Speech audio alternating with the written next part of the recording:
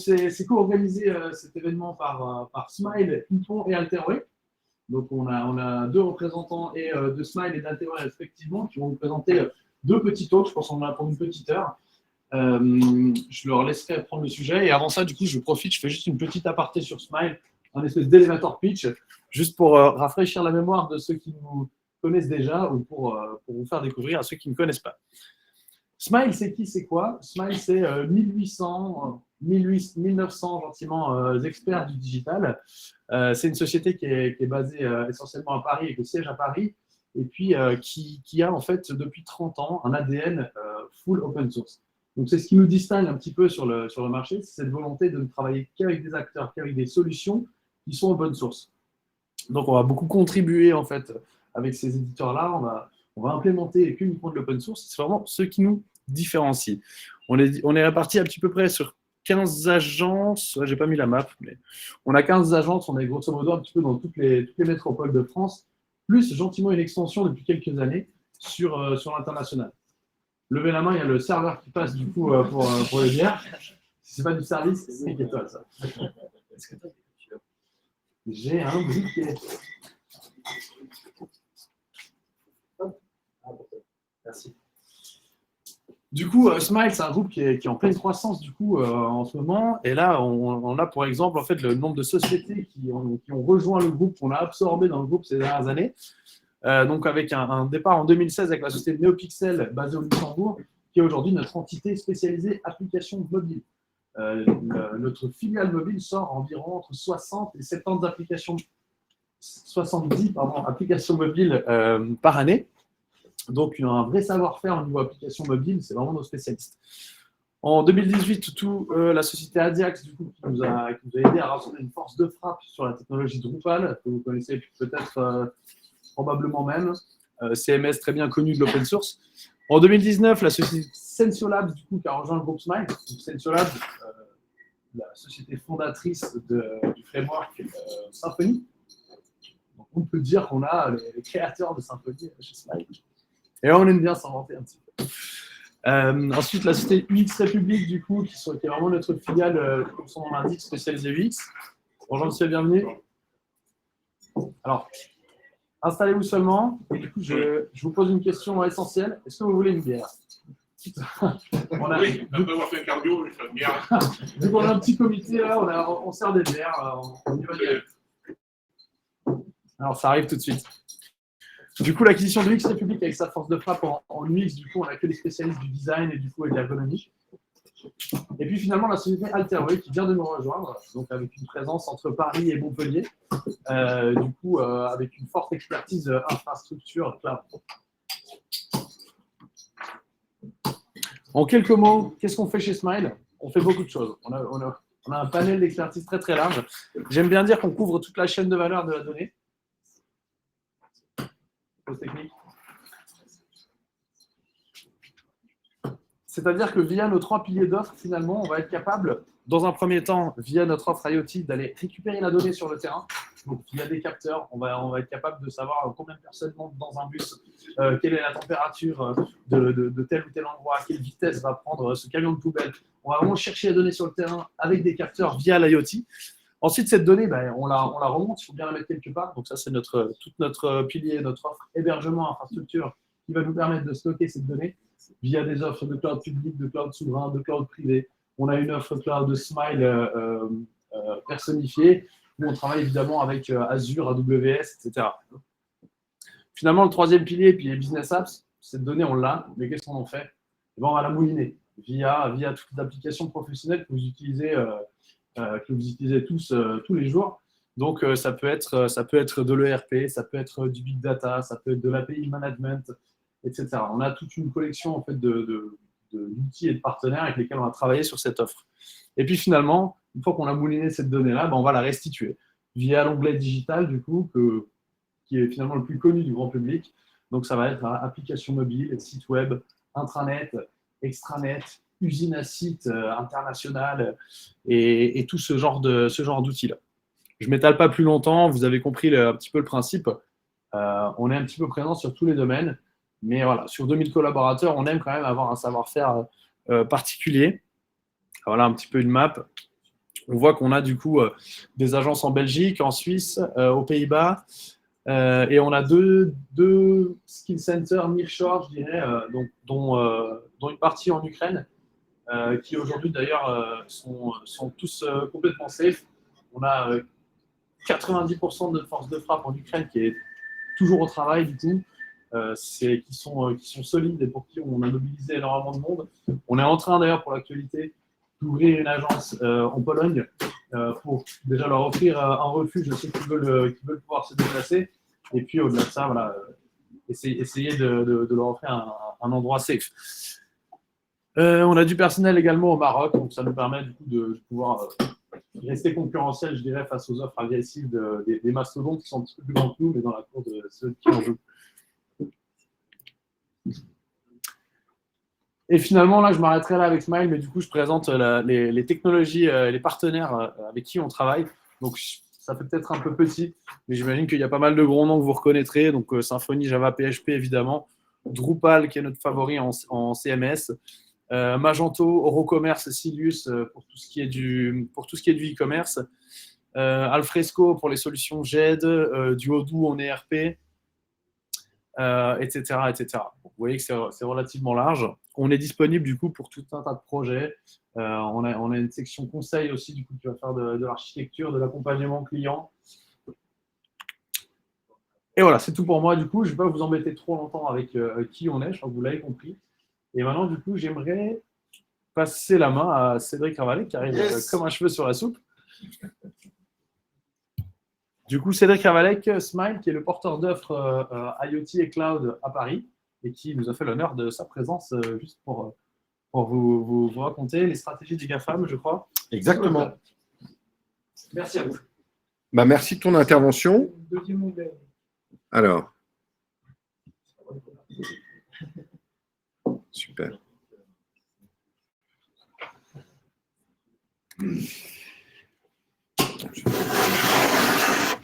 Donc, j'ai fait quelques slides pour vous donner un peu la vision que j'ai autour de la stratégie des GAFAM, des hyperscalers américains sur le marché de l'IT, et notamment vis-à-vis de l'open source.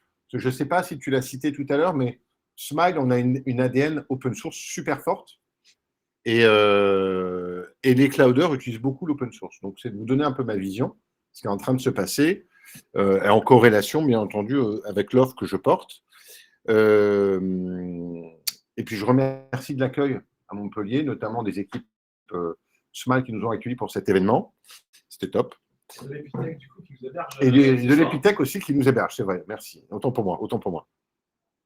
Et pas qu'ici d'ailleurs, parce qu'on fait l'événement aussi à Bordeaux et à Marseille, à l'Epitech. Alors, Smile, on travaille dans le monde du digital et le gros sujet actuellement des acteurs, c'est ce qu'on appelle la transformation digitale. Comment on transforme son business avec le digital, et on a vu que c'était important parce qu'il y a beaucoup de gros acteurs. Le plus bel exemple, on pourrait citer Kodak, qui n'a pas su prendre le virage du digital avec l'appareil photo et qui a disparu. Donc le digital, maintenant, pour les sociétés, c'est extrêmement important et c'est incontournable. Et donc, la plupart des acteurs sont touchés. Donc, je vais vous citer 2-3 exemples importants de mon point de vue de business qui est touché. Déjà, on a le domaine du sport. Alors, nous, on travaille beaucoup avec Decathlon. Et dans le domaine du sport, tout ce qui est connecté, le fait d'avoir de l'information, d'avoir du coaching, c'est un gros sujet. Et les grands groupes sont de plus en plus en train de créer des gammes de produits connectés qui vont donner de l'information sur nos performances, sur comment s'entraîner. Et ça, c'est vraiment des gros sujets. Et donc, il y a beaucoup de boîtes dans le monde du sport qui sont en train de se connecter. Le monde aussi de la domotique, tout ce qui est home automation, ou dans le monde aussi du transport. Donc, là aussi, le business est complètement transformé. Demain, on ne va plus acheter de véhicules, d'accord ? On va les louer, ce qui commence déjà à arriver. Et puis, on va surtout attendre des services, du numérique, de l'entertainment dans les véhicules. Et la domotique, c'est la même chose. On peut avoir aussi toutes les problématiques. Qu'est-ce que je peux vous citer d'autre ? Le groupe SEB, par exemple, c'est un très bon use case. Le groupe SEB, c'est une boîte industrielle française basée en région Rhône-Alpes. Eux, ils sont vraiment leaders dans tout ce qui est ustensiles de cuisine et puis tout ce qui est matériel de cuisson.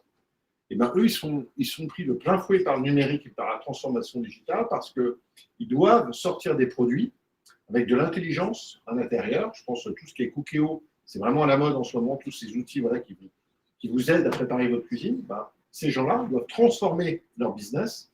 Avant, ils devaient juste construire voilà, du matériel et maintenant, ils doivent mettre du software dedans, développer des services digitaux, des applications mobiles, ce genre de choses. Donc, c'est des industriels voilà, qui sont vraiment touchés de point. Et là, on a vraiment un exemple où ça touche vraiment tous les domaines. Je prends le cas de JC Decaux, très connu, hein, qui est vraiment le leader dans le monde des panneaux publicitaires qu'on peut voir. Ben là aussi, maintenant, le numérique est extrêmement présent. On a de plus en plus de panneaux numériques hein, dans les villes. Et donc, c'est comment on les pilote, comment on met à jour à distance.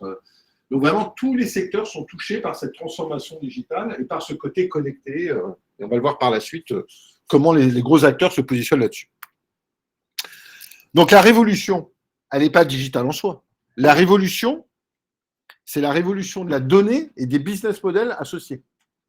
C'est ça vraiment l'enjeu des boîtes, c'est avec les données que j'ai, ou comment je vais chercher de la donnée sur le terrain, sur mes produits, quel business je peux en tirer et comment j'adapte mon business model. Et c'est l'enjeu de toutes les boîtes à l'heure actuelle, en tout cas d'une grosse partie des sociétés.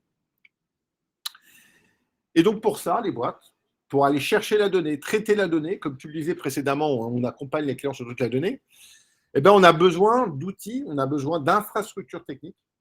Et c'est là où arrivent les GAFAM.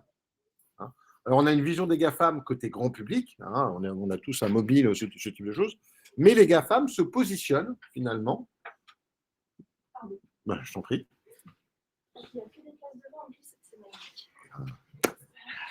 Et ils se positionnent, ces acteurs, pour aller chercher la donnée et vendre leurs services associés. C'est vraiment la stratégie, on va voir comment ils sont en train d'adopter. Donc, ce qu'on appelle l'IoT, finalement, c'est un ensemble de briques technologiques pour aller chercher la donnée sur le terrain, sur le produit des clients. D'accord, ben, je parlais de Seb, je parle de JC Decaux. C'est comment je vais chercher l'information sur les panneaux, sur mon Cookéo, dans mon véhicule. Voilà. Puis après, comment je la traite et comment je la restitue et pour quel type de service. Et donc, on va retrouver toute cette chaîne. Et là, la stratégie des GAFAM,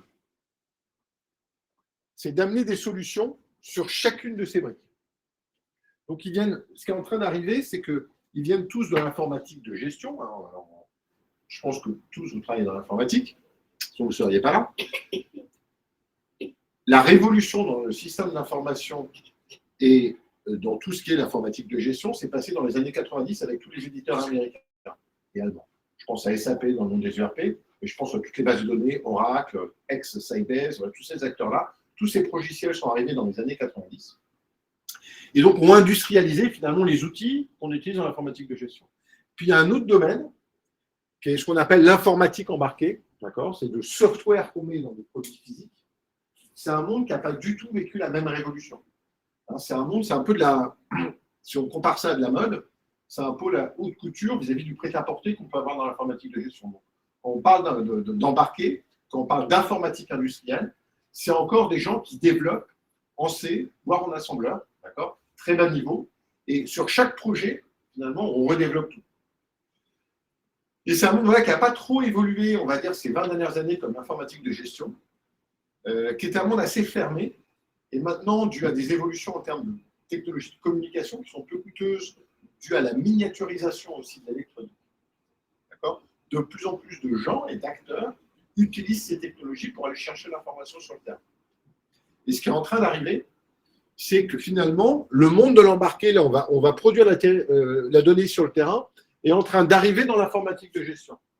Et les acteurs qui étaient dans l'informatique de gestion sont en train d'industrialiser, donc ce qui a été fait il y a 20 ou 30 ans dans l'informatique de gestion est en train d'arriver dans l'embarqué. Et c'est fait grâce aux GAFAM. C'est-à-dire que ces acteurs-là qui amènent des services, on connaît tous maintenant dans tout ce qui est IA, traitement de la donnée, data analytics, tout ce qui est digital, maintenant c'est assez mûr comme sujet, et ben, ils ont acquis des solutions, je vous en parler après, qui vont permettre d'aller au niveau du système embarqué et d'aller industrialiser, gérer les objets, comment on les déploie, comment on les met à jour, comment on sécurise les données.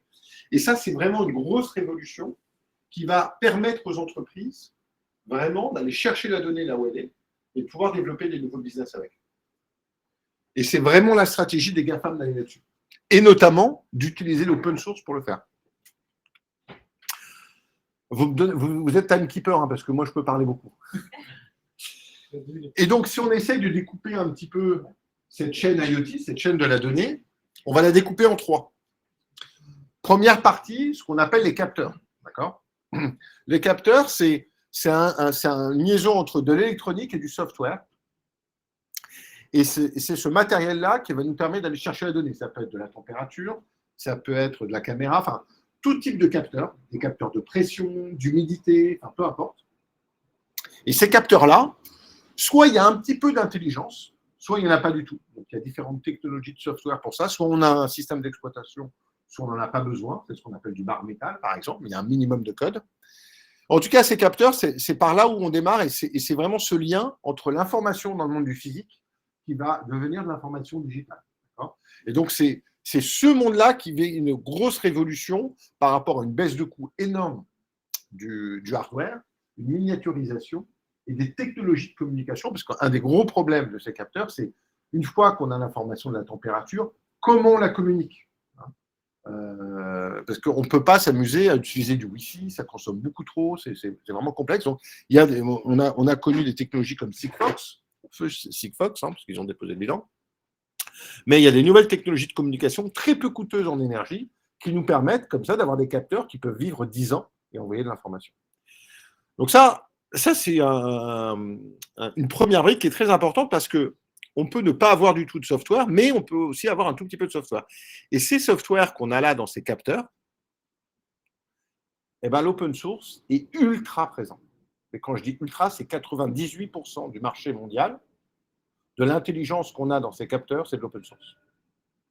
Donc, on a du FreeRTOS, du ThreadX, enfin, voilà, il y a plein de technologies, c'est l'open source qui est ultra présent et très actif, hein, contribué par beaucoup d'acteurs. Smile contribue beaucoup, mais il y a plein d'acteurs voilà, qui contribuent à ces systèmes. Et on va le voir, c'est que l'ensemble des GAFAM ont acquis les développeurs qui développaient ces solutions open source. On ne sait pas, mais ils ont acquis pour arriver sur ce marché-là. Et ils laissent ça open source et ils contribuent à l'open source. Hein. Parce que ce qui les intéresse, c'est vendre c'est leur plateforme derrière. Donc ça, c'est la première brique. Après, on a la deuxième brique qu'on appelle les gateways ou le edge. C'est un peu la mode en ce moment, le edge computing. Qu'est-ce que c'est ? Donc ça, on reste dans le domaine du physique. On n'est pas encore dans le cloud. C'est comme des serveurs. D'accord ? On a ça dans des usines, par exemple, ou dans des véhicules. Donc là, on est vraiment sur une architecture avec un processeur, donc un PC, où là, on va avoir soit des systèmes temps réel, soit non temps réel. Et là, on va avoir un minimum d'intelligence pour aller traiter la donnée localement, ou en tout cas, consolider l'ensemble des données de l'ensemble des capteurs. Donc, c'est ce qu'on trouve dans tous les véhicules. Dans tous les véhicules, par exemple, on a une gateway, hein, qui est l'ordinateur de bord, et l'ensemble des capteurs qu'on peut avoir sur le véhicule. Dans un Cookéo, souvent, on a des capteurs, et le rôle de gateway, c'est le mobile. Hein, si on parle des pèse-personnes ou de tout ce qui est connecté, qu'on achète des montres connectées, ce genre de choses, souvent la gateway, c'est le mobile, qui fait le lien entre ton objet et finalement et les services cloud. Ça passe par mobile qui consolide toute l'information et c'est le mobile après qui envoie. Donc ça, la gateway, c'est un domaine qui est en pleine effervescence. Pourquoi c'est en pleine effervescence ? Parce que ce qui est en train de se passer dû au GAFAM, c'est que tous les services ou une grosse partie des services de traitement de la donnée qu'on retrouve dans le cloud chez Google, AWS et Azure, sont en train d'être déployés on the edge, sur les gateways. D'accord ? Donc, c'est-à-dire qu'on va être capable, sur un smartphone, d'accord, d'avoir assez d'intelligence pour faire de l'IA, pour traiter de la vidéo, traiter de la photo, et après, on envoie le résultat dans le cloud. Et ça, c'est un gros enjeu à l'heure actuelle. Il y a beaucoup de solutions qui se développent, et c'est super intéressant dans le monde industriel, notamment dans le monde des usines. On a un gros problème dans les usines, c'est qu'on est souvent les usines, on le voit bien avec ce qui se passe en Ukraine, hein, souvent les usines sont dans des pays où il n'y a pas beaucoup de connectivité, où elles ne sont pas tout le temps connectées, on peut avoir de la perte de connexion. Et donc, on a besoin d'avoir un traitement local de la donnée, des chaînes de production, d'accord, et on ne peut pas tout le temps les centraliser. Donc ça, c'est un gros sujet. Et donc là aussi, les GAFAM amènent des solutions au-dessus des OS, et c'est souvent du Linux qu'on va retrouver ici. Hein. Très souvent, c'est du Linux. Et au-dessus, on a un ensemble de services et d'API développés par les GAFAM pour aller remonter, faire du traitement local et puis d'aller remonter les données dans le cloud. D'accord ? Elon Musk qui arrive avec son Starlink qui va faire tout le business. Non, parce que Starlink, c'est de la communication. On a besoin de faire du traitement local quand même. Donc là, ce qui est intéressant, c'est qu'ils ont réussi à développer la puissance qu'on avait dans le cloud. Ils ont réussi à la déployer localement. Voilà, c'est ça qui est intéressant. Et puis, la dernière brique qui est très connue maintenant, parce que beaucoup de gens l'utilisent, hein, c'est tous les services cloud qu'on peut avoir chez ces providers-là, où là, on traite la donnée, on la restitue, on fait du serverless, on a des API managers, on développe des solutions digitales et ainsi de suite. Mais ce qui est important de voir, c'est que c'est toute cette chaîne et que les acteurs du cloud qui sont ici sont en train d'arriver sur la gateway et dans le monde de l'embarqué. Et c'est vraiment leur stratégie. Et sur ces deux briques-là, c'est que de l'open source. Là, il y a AWS qui a open sourcé tous les systèmes de gateway, traitement de données qu'on a on the edge. C'est clair pour vous? Ouais, j'espère. Donc là, c'est une vue encore plus technique, hein, où on voit sur ces différentes couches l'ensemble des briques open source qu'on peut être amené à utiliser. D'accord? Donc typiquement, dans le domaine des OS, il y a Microsoft qui a racheté il y a 2 ans ThreadX. Ils l'ont passé en open source. C'est un OS embarqué. Hein. On a Google qui avait lancé Android Things, qui l'a abandonné. Donc pour l'instant, ils ne sont pas bien positionnés sur ce marché. Et on a AWS qui a acheté FreeRTOS, qui est l'OS de référence dans le domaine de l'embarqué, open source. J'essaye d'aller. J'ai peut-être un peu trop de ça, je m'arrêterai à un moment donné. Voilà. Donc ça me fait la transition. Donc là, je vous ai expliqué voilà, la stratégie. C'est là. Souvent, quand on parle de cloud, on pense vraiment à ces services qui sont dans le cloud, hein, sur lesquels on héberge les données, on traite les données. Mais en vérité, ce qui est en train de se passer, c'est qu'il y a une course pour aller chercher ces données. D'accord ? Et pour aller les chercher, voilà, ils utilisent l'open source et les briques qui existaient dans le domaine de l'open source. Et celui qui a le plus d'avance à l'heure actuelle, c'est AWS. Derrière, on a Microsoft et puis Google qui essaie d'arriver. Alors, il s'avère que l'open source est extrêmement présent. Donc, ça, j'ai fait ces slides-là parce que moi, je travaille dans l'open source depuis 20 ans et j'ai connu plusieurs vagues de l'open source. D'accord ? Et c'était de vous expliquer ce qui était en train de se passer avec les acteurs du cloud et comment finalement les business models de l'open source changent et comment ces acteurs sont en train de changer ces business models. Et c'est en lien avec leur offre, finalement.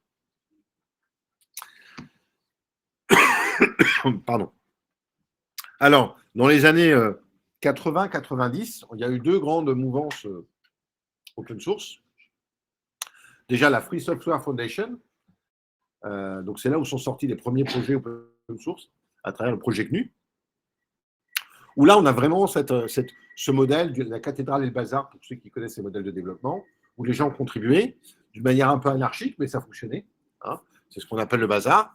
Et puis est arrivé finalement, donc ça a beaucoup bousculé le monde des éditeurs parce qu'on était dans un monde où il n'y avait pas le cloud, il n'y avait pas le SaaS, et donc il y avait cette notion d'acquisition de droits d'usage du software. Hein. C'était la belle époque d'Oracle, de Sybase, de ces acteurs-là.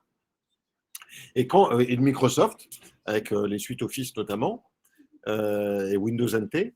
Et donc, quand l'open source a commencé à arriver sur le marché et à être utilisé dans les années 90, quand Internet est arrivé, d'accord, on l'utilisait beaucoup pour le web. Les premiers serveurs Apache, ce genre de choses sont arrivés. Et les éditeurs ont commencé à prendre peur et ont créé l'Open Source Initiative pour essayer de driver un petit peu les modèles open source et de pouvoir avoir des modèles de type freemium qu'on pouvait avoir autour. Et donc, c'est là où on a eu une première… il y a eu 2 vagues, on va dire, d'open source. Hein. La première génération qui est arrivée, qui après a été structurée par des éditeurs, où là, les éditeurs ont un modèle freemium, où il y a une version complètement gratuite, ouverte ou pas d'ailleurs. Et puis après, il y a des versions qui étaient payantes pour avoir des services supplémentaires ou du support ou ce genre de choses. Et c'est pour ça que les gros acteurs du marché, et notamment les GAFAM, ont commencé à contribuer à ces projets-là, notamment pour les maîtriser. D'accord ? Et pour les driver, pour aller vers des systèmes qu'ils souhaitaient ou vers des fonctionnalités qu'ils souhaitaient. Et donc, il y a eu beaucoup de rachats des gros acteurs de l'IT dans le monde. Ça, je vais passer là-dessus par rapport au timing. Et donc, on voit qu'AWS contribue maintenant beaucoup, hein, tous les gros acteurs du cloud, ceux qui contribuent le plus à l'open source. Donc, on a AWS qui a une page dédiée sur l'ensemble des projets sur lesquels ils investissent. Et on peut retrouver ici FreeRTOS. Hein. qui est un gros projet qui est porté par eux.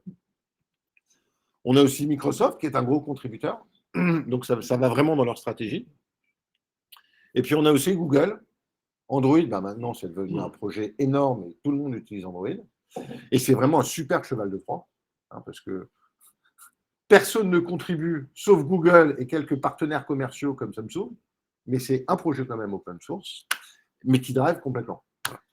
Donc, moi qui viens qui bosse dessus depuis 20 ans, on voit finalement l'open source s'est fait complètement accaparer, et les développeurs qui développaient dans l'open source se sont fait accaparer par les GAFAM, clairement, pour travailler sur leur business model et sur leurs services.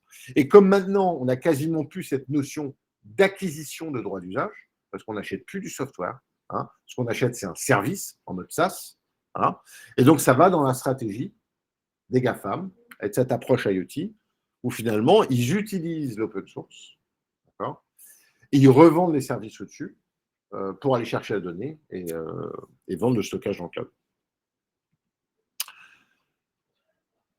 Alors, ce que je voulais montrer à travers ce slide, c'est finalement l'ensemble des briques qu'on peut retrouver sur ces GAFAM, sur l'ensemble de la chaîne. Et là, ce qui est intéressant sur ce slide, et là aussi peu de gens le savent, c'est sur la partie front, il y a une guerre au niveau des navigateurs. Alors, tout le monde sait que la guerre pour le navigateur grand public, c'est Chrome qui l'a gagné avec Chromium, pardon, avec Chromium que Google pousse. Et qui est la base maintenant de Edge et de beaucoup de navigateurs.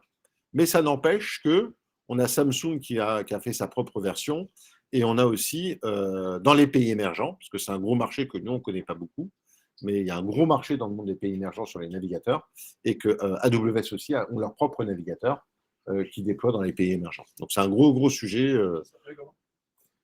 Je ne sais plus comment il s'appelle, celui d'AWS. Non, mais c'est pas grave. C'est pas grave. Ils en ont même deux, pour tout te dire. Juste pour votre information, les pays riches, que ce soit les US ou l'Europe, mais on est peanuts. On ne s'en rend pas compte, mais en termes d'usage du mobile, on est peanuts. Le gros du marché, c'est l'Asie et l'Inde, et notamment la Chine et l'Inde. Ce sont des milliards de personnes. Et ils sont en train de migrer, ces gens-là, donc ces pays émergents, ils sont en train de migrer du monde du feature phone, c'est le téléphone qu'on avait il y a 10 ans à touche, vers le monde du smartphone. Et donc la guerre, elle se fait au niveau du navigateur, parce qu'ils n'ont pas beaucoup de. Ils ne peuvent pas s'acheter des téléphones à 200 € comme nous on le fait. Donc ils achètent des téléphones à 20 €. C'est déjà beaucoup pour eux. Et donc c'est des téléphones qui n'ont pas la puissance de calcul que nous avons. Donc on ne peut pas avoir les mêmes OS. Mais la masse, le marché de masse est tellement important que les GAFAM développent des OS spécifiques pour les pays émergents et pour les smartphones de ces pays émergents. Et c'est une autre histoire que je pourrais vous raconter un jour. Donc voilà la vision que je voulais vous donner rapidement sur la stratégie des GAFAM vis-à-vis de l'open source, vis-à-vis du marché de l'IoT. Voilà, j'espère que ça vous a ouvert les esprits un petit peu sur ce qui se passait. On a l'info qui a formé UC Browser, du coup. Hervé? Merci, Cédric. Merci. Alors, un petit projet, une petite présentation tech.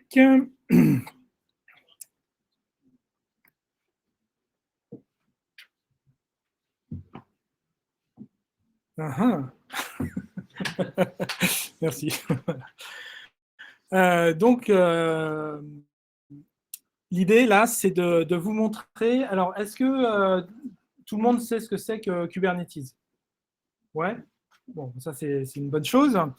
C'est de vous montrer un petit peu comment, grâce à Kubernetes, on donne énormément de flexibilité et d'aisance, en fait, à des personnes. Elles deviennent vraiment… elles peuvent faire vraiment ce qu'elles veulent avec Kubernetes et sans avoir besoin, entre guillemets, je dirais, d'un sysadmin qui va déployer un vhost, qui va déployer le certificat de la personne et tout ça. Tout peut être totalement automatisé, donc c'est super intéressant dans un domaine où on fait de l'infrastructure as code, où tout est renseigné par des fichiers dans des repos de code source. Ça, c'est c'est super intéressant. Et de pouvoir gérer toute la chaîne depuis le déploiement de l'application, son exposition à travers l'équivalent d'un VOS et puis la gestion des certificats du site web, et bien ça peut être complètement fait dans Kubernetes sans avoir d'action manuelle, je dirais, sur la plateforme. D'accord ? Donc, on va voir un petit peu comment ça se passe, comment on va enregistrer un domaine que vous avez déclaré dans votre application directement sur votre provider DNS, et puis à partir de là, exposer le site web sur le net. Donc pour ça, on va voir, on utilise un tas de composants, et c'est un petit peu l'histoire.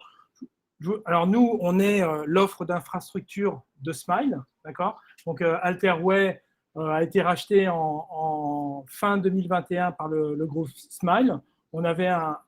On était un tout petit Smile. Et donc, il y a eu des échanges. Nous, on a repris toute la partie Ops de Smile et on a donné toute notre partie digitale à Smile. Voilà, c'était un échange de bons procédés.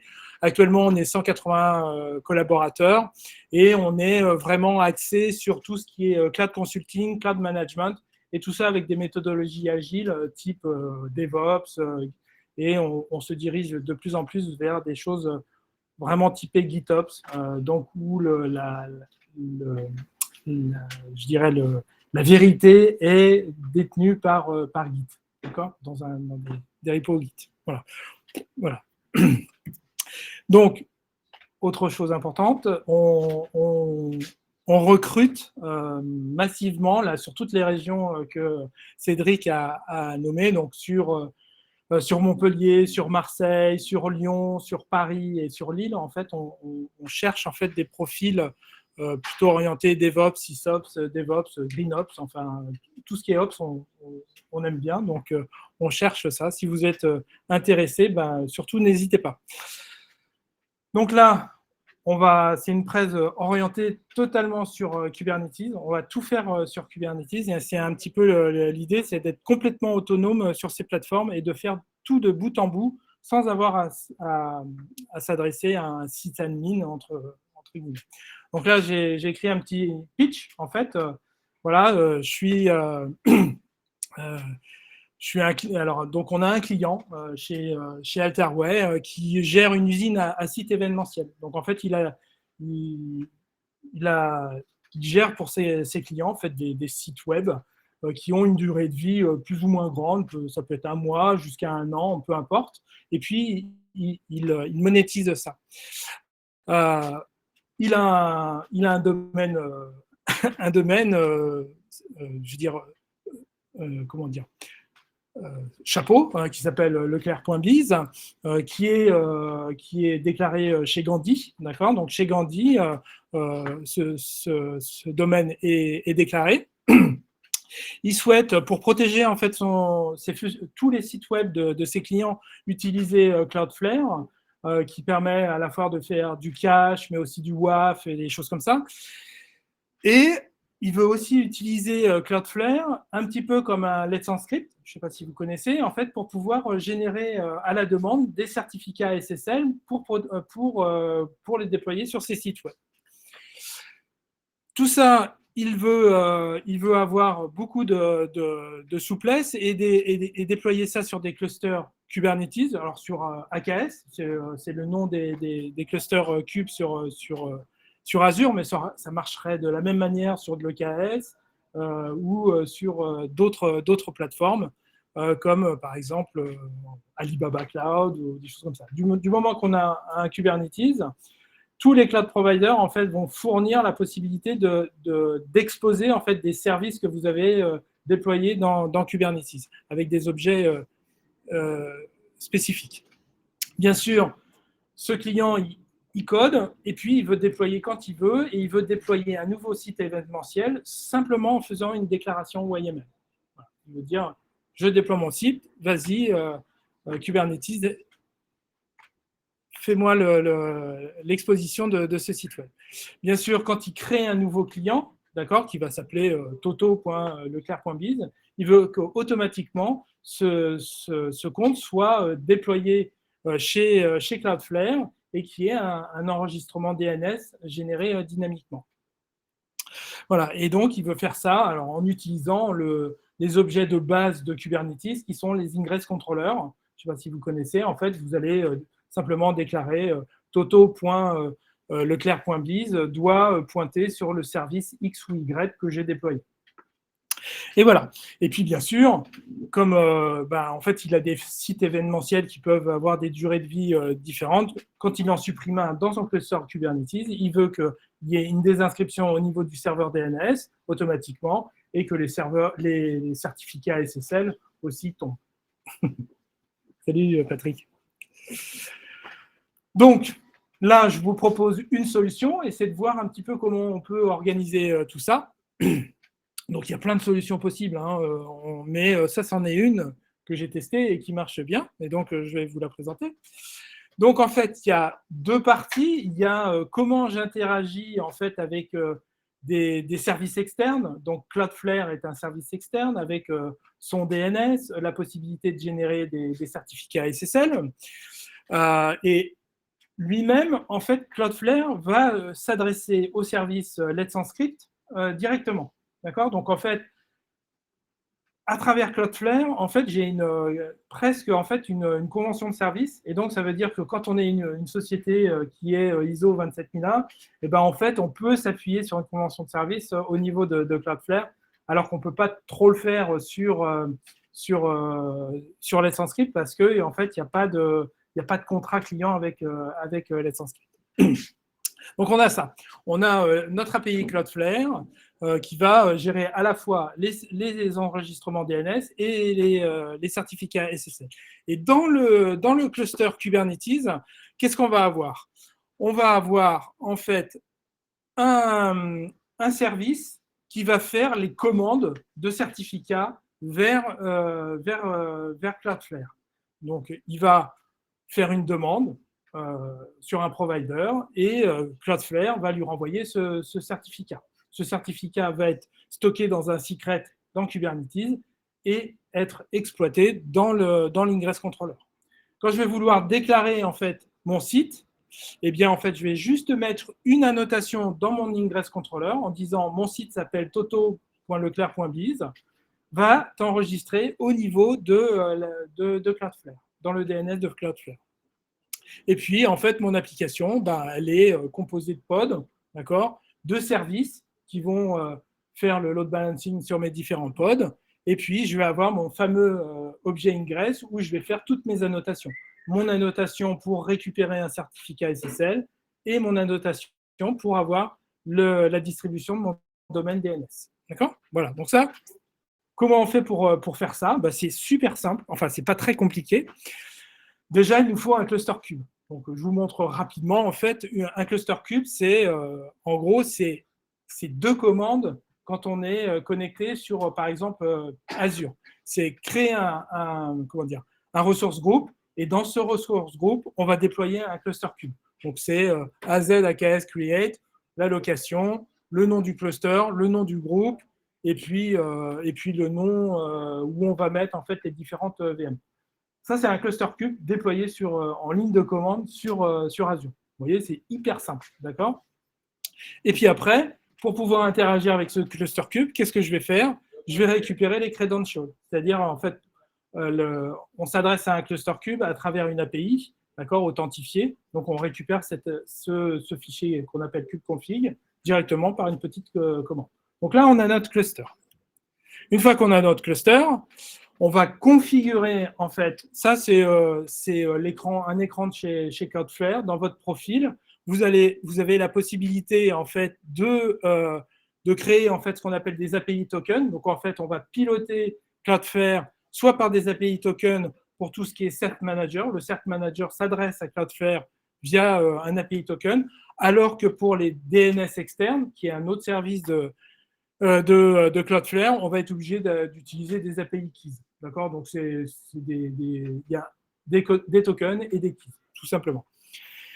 Et donc, on va utiliser une global API key. Le gros avantage, c'est que quand on gère en fait un external DNS, quand on va faire notre configuration au niveau de Cloudflare, on peut dire « je ne souhaite que cette API key ne gère que le domaine, par exemple, leclerc.biz », tout simplement.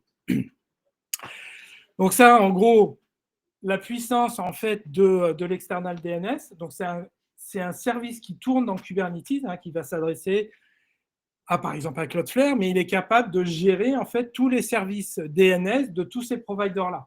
Et la liste ne fait que augmenter. Donc on voit bien qu'on a les grands hyperscalers comme Azure, Amazon, Google, mais on a aussi des choses plutôt côté on-prem, Power DNS, d'accord, par exemple, ou Core DNS, qui sont vraiment des solutions qu'on a on-prem ou dans d'autres serveurs. Et puis, on a des clouds français, OVH, Scaleway, Gandhi, tout ça. Donc, en fait, on a, à partir de ça, pour gérer son DNS, à partir de Kube, c'est super simple. D'accord ? On n'est plus à faire des inscriptions dans des fichiers NAMD et puis relancer les trucs. Tout est fait de manière automatique. Donc, comment ça se passe ? Alors, si vous faites du Kube, en fait, il y a un outil qui s'appelle Helm qui permet de déployer des applications très facilement sur Kubernetes. Donc, c'est des packages. En fait, quand vous déployez, par exemple, sur Linux un paquet, vous faites apt-get something ou umainstall quelque chose. Sur Kubernetes, vous avez à peu près l'équivalent en faisant du Helm, Helm install, Helm upgrade et tout ça. Donc, en fait, Helm va vous déployer en fait des stacks applicatifs. Ça peut être un seul composant, par exemple une base de données MySQL, mais ça peut être, par exemple, là, le service qui va gérer en fait l'external DNS. Donc, c'est un ensemble de conteneurs qui vont s'exécuter dans Kube, et puis vous allez avoir les différents liens. Alors, ça peut être plusieurs conteneurs qui interagissent les uns avec les autres, et ainsi de suite. Donc, on va le configurer. On va le configurer en mettant la référence de l'API key. On va lui dire, quand je m'adresse à ça, j'ai besoin d'un email. On va faire son paramétrage.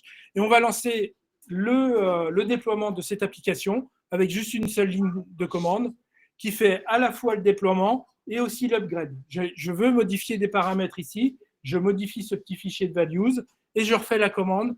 Helm upgrade, install, external DNS et ainsi de suite. D'accord ? Donc voilà. Donc rien qu'avec ça, ça veut dire quoi ? Ça veut dire que le fichier de paramètres là, je peux le mettre dans un GitLab, enfin dans un Git, dans un repo Git, et qu'à chaque fois, dans ma CI/CD, en fait dans mon intégration continue, à chaque fois que j'ai une modification ou un push de ce fichier-là, eh bien il va me lancer ma commande Helm upgrade et mon service va être mis à jour. Par exemple, je dois renouveler mon API key, je vais le faire en une seule ligne de commande. D'accord ? Donc, c'est hyper souple et vous avez énormément de latitude par rapport à ça.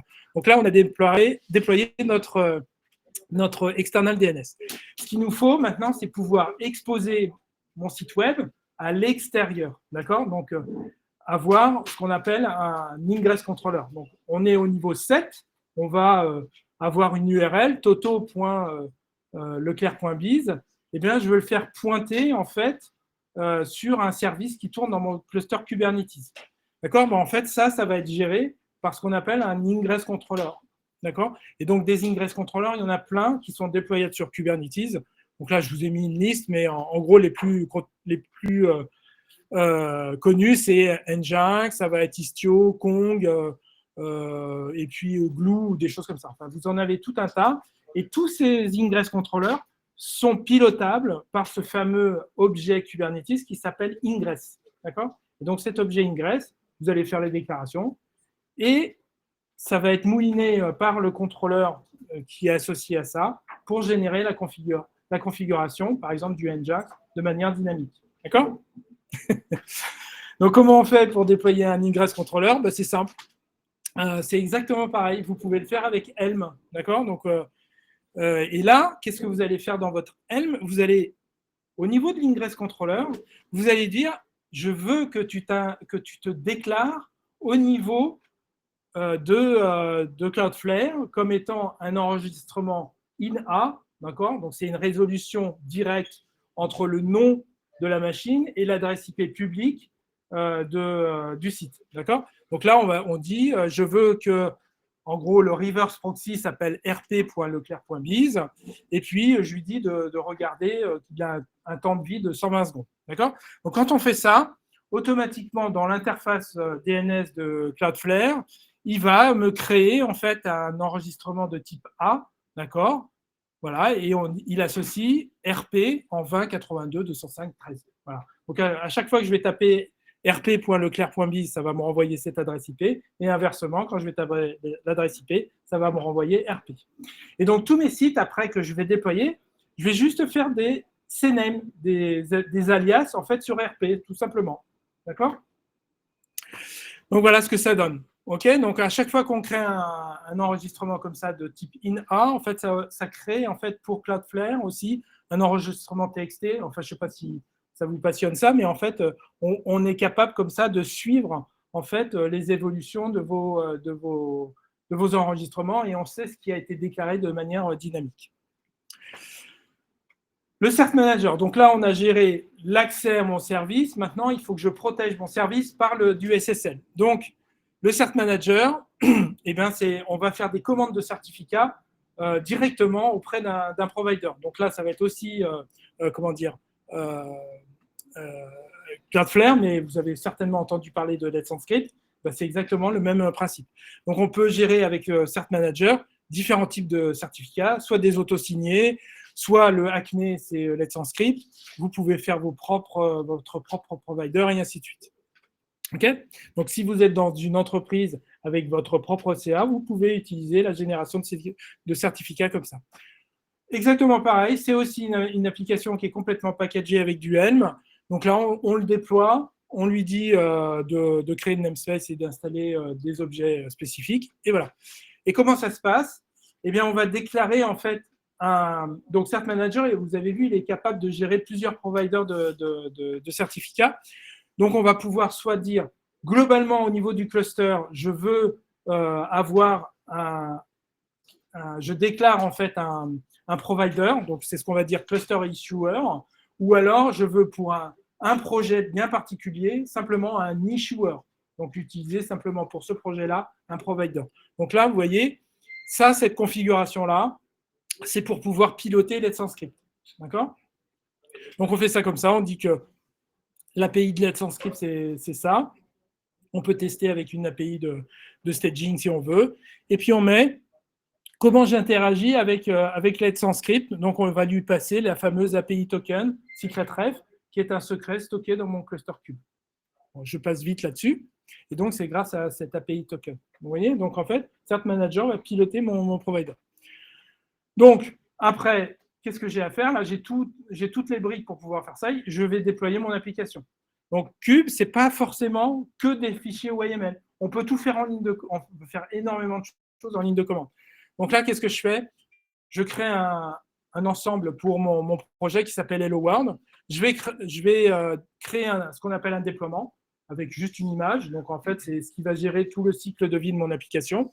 Et là, en ligne de commande, je ne suis même pas obligé de faire du YML, je vais créer mon ingress. D'accord? Donc là, je lui dis, en fait, vous voyez, rule Hello World Biz va écouter sur le service qui s'appelle Hello World sur le port 80 et je veux que le site web s'appelle helloworld.leclerc.biz et que le certificat soit stocké dans ce secret-là.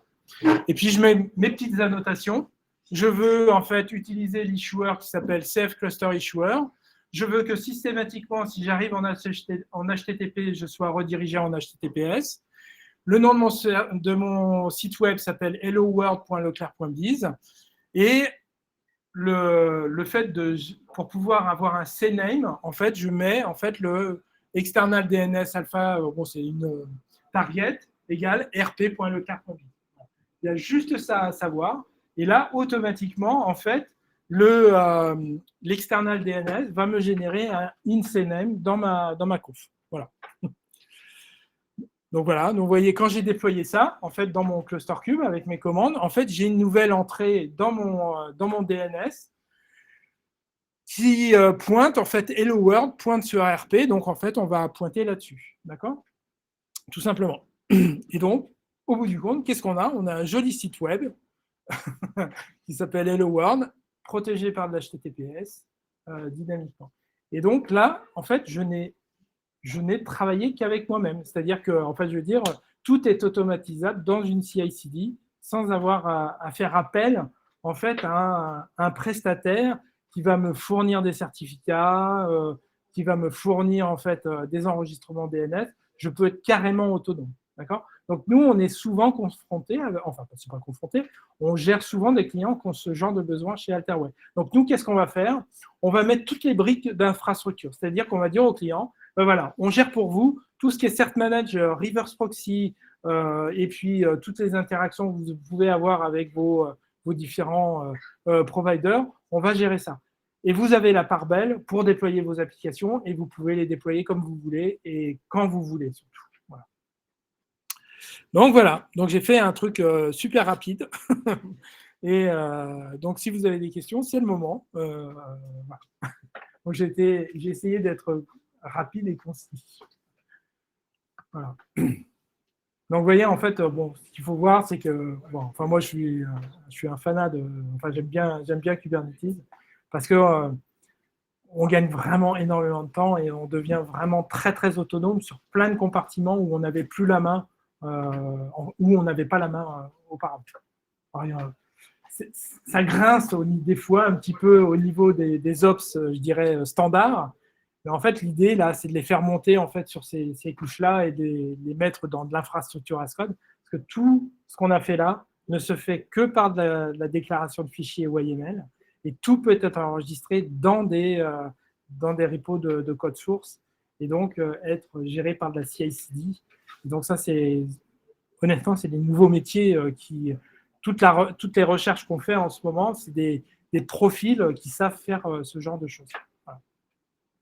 Et on demande à tous les ops d'avoir parce que faire du YML, enfin des manifestes et tout ça, quelque part, c'est un peu de faire du code, en fait. C'est de la déclaration, mais il y a quand même de la logique et des choses comme ça pour pouvoir paramétrer ces interfaces. Je vous remercie. Hervé Leclerc, CEO d'Alterway. Merci beaucoup. Si vous avez des questions, c'est bon. En même temps, du coup, j'ai une question. Par exemple, quelqu'un qui est chef de projet, qui s'occupe des livraisons, parce que une fois qu'il a les briques en place, c'est à lui de lancer, de corriger, par exemple, sur la partie CI. Je sais que vous voulez dire que, par exemple, comme Alterway, elle pourrait mettre les briques en place, mais je suppose qu'à un moment donné, il va falloir qu'il mette les mains dans le cambouis. Alors, quelque part, pour déployer, s'il y a des cas spéciaux, il y a des machines qui changent de... Oui, alors, ça, en fait, ça, c'est une chose qu'on a vue plein de fois. En fait, on a beaucoup d'équipes de dev qui ont envie d'aller sur le cloud, mais en fait, ils savent très bien développer, ils savent containeriser leurs applications, mais ils n'ont pas les réflexes en fait pour pouvoir mettre en place une CI/CD sur Microsoft Azure avec soit de l'Azure DevOps ou du GitHub et des choses comme ça. Donc en fait, ce qu'on fait nous chez Alterway, c'est que on va les aider à migrer sur ces plateformes-là. Donc en fonction de la maturité des clients, on va même pouvoir en fait carrément écrire en fait les manifestes applicatifs par exemple sur Kubernetes.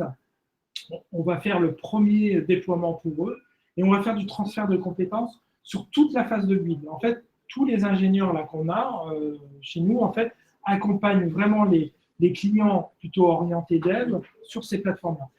Et le but à terme, c'est de les rendre vraiment 100% autonomes sur leur scope, c'est-à-dire l'application. C'est-à-dire que s'ils veulent déployer leur application, c'est leur manifeste. Par contre, nous, on s'assure que toutes les briques qu'on appelle d'infrastructure, c'est-à-dire tous les services dont ils auront besoin pour leur application, en fait, auront un MCO en fait, maintenu par Alterway. Voilà. Et donc, c'est vraiment ça, et c'est vraiment super sympa en fait, de pouvoir faire ça avec nos différents clients. Ouais, c'est très intéressant. Et ça change le métier en fait, des sysadmins, en fait. Parce qu'en fait, ils sont embarqués dès le début du projet. En fait. Ils vont builder la plateforme, parce qu'on a souvent des plateformes très compliquées sur Azure, hein, qui ont plein de composants. Il n'y a pas que du cube, il y a des bases de données, il y a du cache, enfin, il y a des choses comme ça. Enfin, Azure ou... Mais ils vont devoir faire du Git.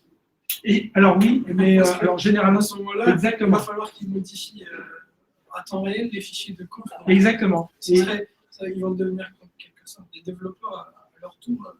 C'est un peu ça, les profils DevOps qu'on a. En fait, les gens savent interagir avec un repo de code source, ils savent créer des merge requests, enfin, faire tout ça, en fait.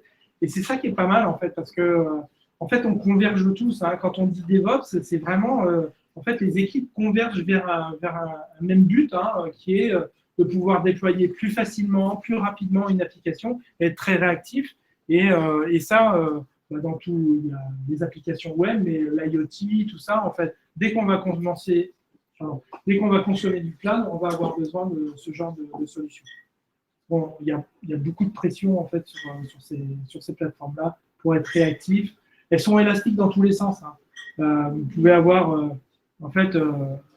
avoir des plateformes qui croissent le temps d'une heure sur un événement, un spot télé, un concert, et puis et réduire de manière automatique. Donc en fait, l'infra, quand on l'a bien pensé, en fait, elle s'adapte vraiment au flux.